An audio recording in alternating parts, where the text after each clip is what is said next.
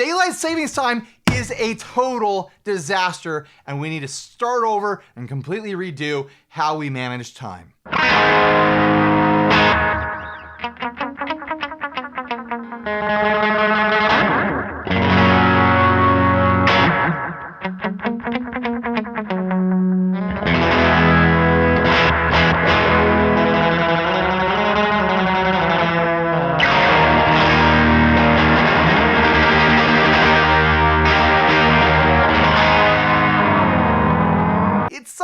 Daylight savings time sucks. The concept of it sucks.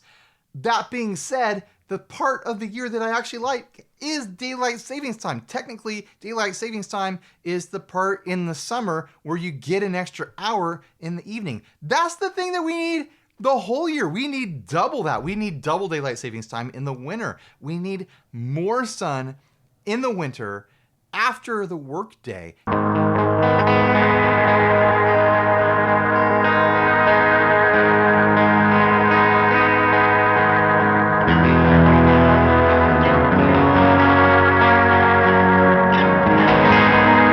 Nothing sucks like, working all winter. You wake up, it's dark. Then the sun rises while you're on your way to work. While you're working, before you clock out, the sun goes down.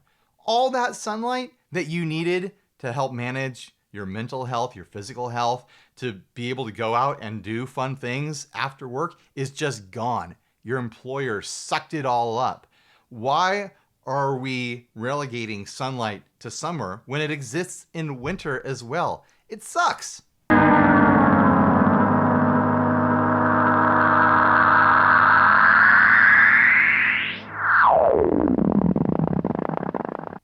Also, daylight savings time makes doing business in our current global business world where everyone, it's not just people in boardrooms anymore making calls to Shanghai and New York and back and forth.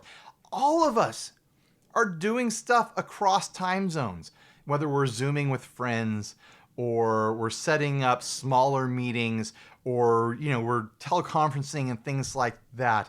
We're all having to sit there and be like, what time is it on the other side of the country? What time is it in Germany right now?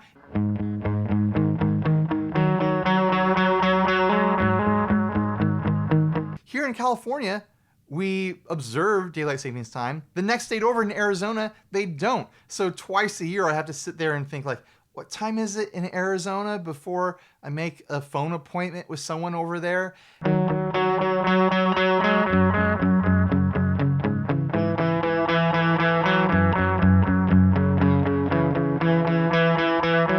There have been times in our modern history where it's been beneficial for the good of most, the good of all, the good of society to shift time one direction or another so that most energy production, most energy use is happening at another time of the day to kind of shift that around with the seasons. But we all live in an always on world now. We leave our employers, we turn off the computers, we go home, we turn on our other computers, we turn on our TVs, we turn on all our lights. Everything we do is power oriented now.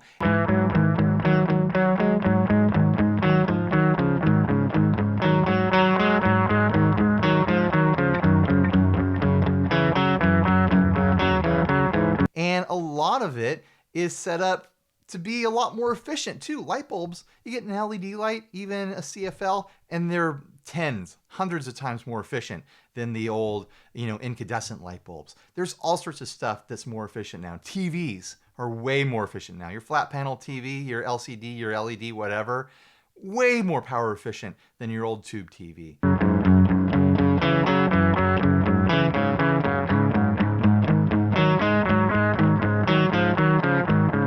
So why are we still doing this? Let's change the system. They've changed the system before to be what we have now. Let's change it again.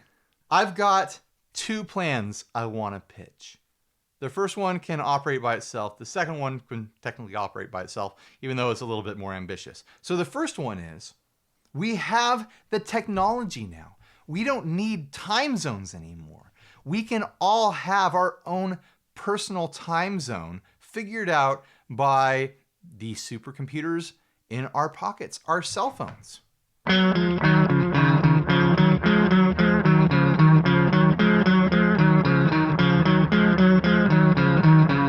your cell phone knows your location. It knows exactly where you are in the world. It knows where the sun is. It knows where the moon is. All this stuff. It's very easy for it to figure it out. I think every single connected device, every single smart device should reorganize time so that every person in the world is living in their own time zone where the sunset is the static point of reference. I think the sun should set every single day at 9 o'clock, and every single day rolling over midnight. The clock on your phone, your computer, your smart device, everywhere, all over the world, makes a micro adjustment. Just a little tiny adjustment to where you are in time.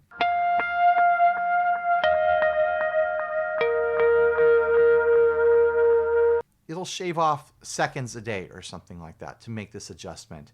It'll be imperceivable. And it means that every day, all year long, if you work in a traditional 9 to 5 kind of setup, you're going to have hours of sunlight after work. Hours!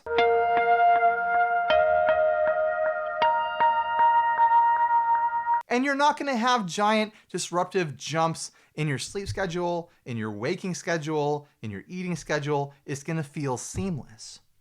Yeah, mornings are going to get really dark.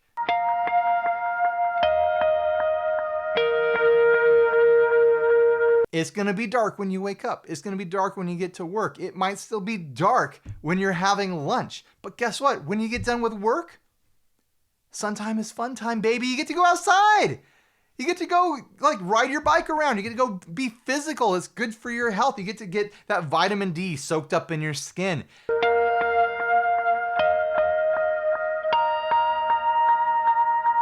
We have the technology. Anyone who doesn't have the technology is already unaffected by daylight savings time, by everything else that we do. If you live out in a rural place and you're completely off the grid and disconnected, you don't care what time, someone in a city somewhere thinks it is. You're working on your own time anyways.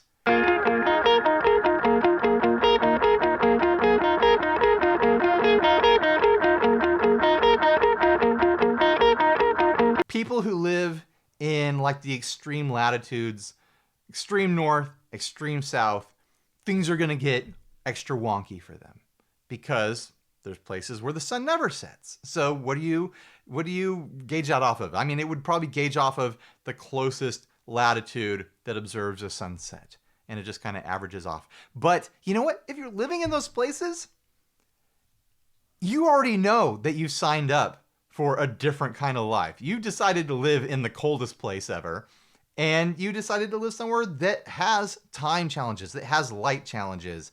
Don't doom the rest of the world to living in darkness half the year just because you decided you wanted to live in Alaska, or you were, maybe you were born there. Maybe it wasn't your choice. We can't all choose where we live. But let the rest of us have winters with a little bit of sunlight in them for our own benefit, for our mental health, for our physical health.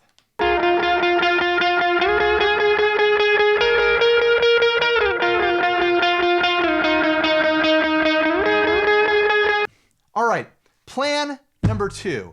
We need to have a global time. We live in a technological era, the era of information, of communication, where we can communicate and network with people all over the world, in orbit, in space, in nearly real time, at any time. We all have social lives and business lives that are hampered, that are messed up by all these different time zones, confusion over what time is it somewhere else versus the time where you are, and what time it will be where they are, trying to figure out a good time to call each other.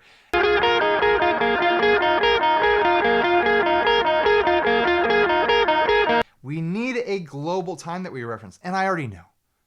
History buffs, put down your keyboard, put down your mouse. I know you're typing feverishly right now. But Geneva time, we already have Geneva time. No one uses Geneva time. No one thinks about, sorry, Switzerland. No one thinks about Geneva. It is not the center of our global attention as far as measuring time at this moment. Yes, I know clocks are all oriented and set to Geneva time as the original source, but we need something different. We need something less Eurocentric. Let's pick the 0 point for the clock in the middle of nowhere, some island somewhere that's not inhabited, completely neutral, whatever. No country owns it. We'll just say, here it is. Here's the island where the day starts. There is 0.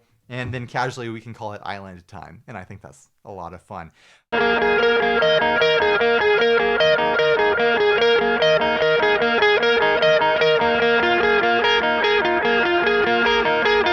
But also, I think, and this is going to make people pissed. People are about to get really angry at me.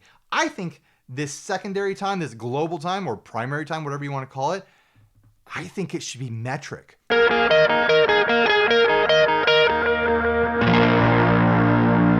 I think we should ditch the 12, the 24-hour kind of chunk of time that most of us observe, and we should have a 100-hour day. Maybe it shouldn't be called hours. We should have some sort of other name for these units of time in the 100-unit day.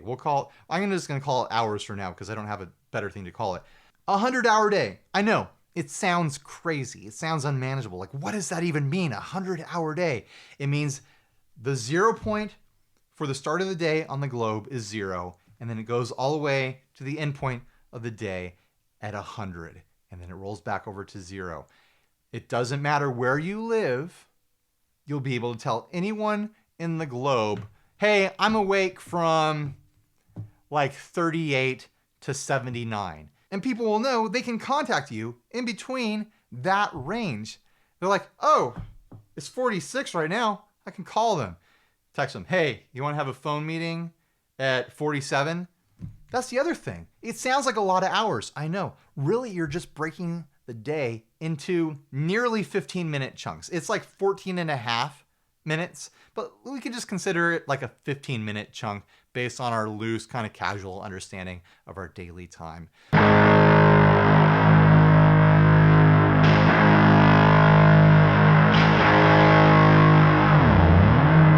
Wouldn't you rather, like if you're meeting up with a friend, even if you could use local time with someone local, you could still just be like, hey, meet me at Panera Bread. I'm going to break up with you. Let's meet up at 56.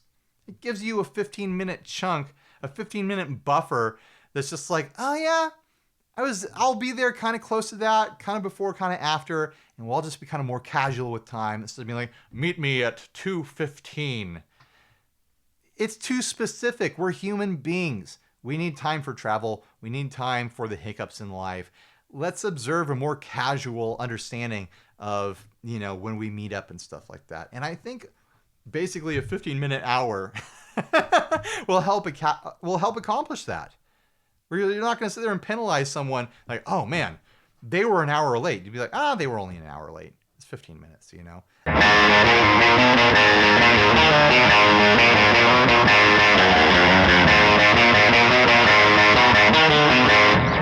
I know that these aren't perfect plans. There's flaws. There's problems. There's problems with any system, though. There's problems with the system that we have right now. I think we're at a point in history where we need to be asking big questions about how we measure time because the world has changed. The way we do business has changed. The way we socialize has changed. It's time to change the way we observe time because it doesn't meet up with our needs anymore.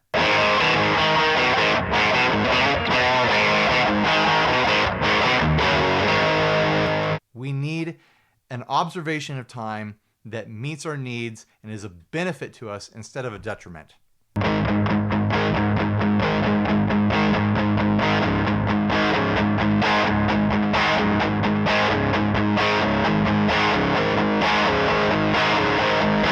Anyways, thanks for watching another Riffs and Rants. Subscribe to the playlist. Subscribe, dislike this video. Leave a comment down below pitching your own new idea for how we should manage time on a global, universal, local scale. And stay grounded. Bye, everybody.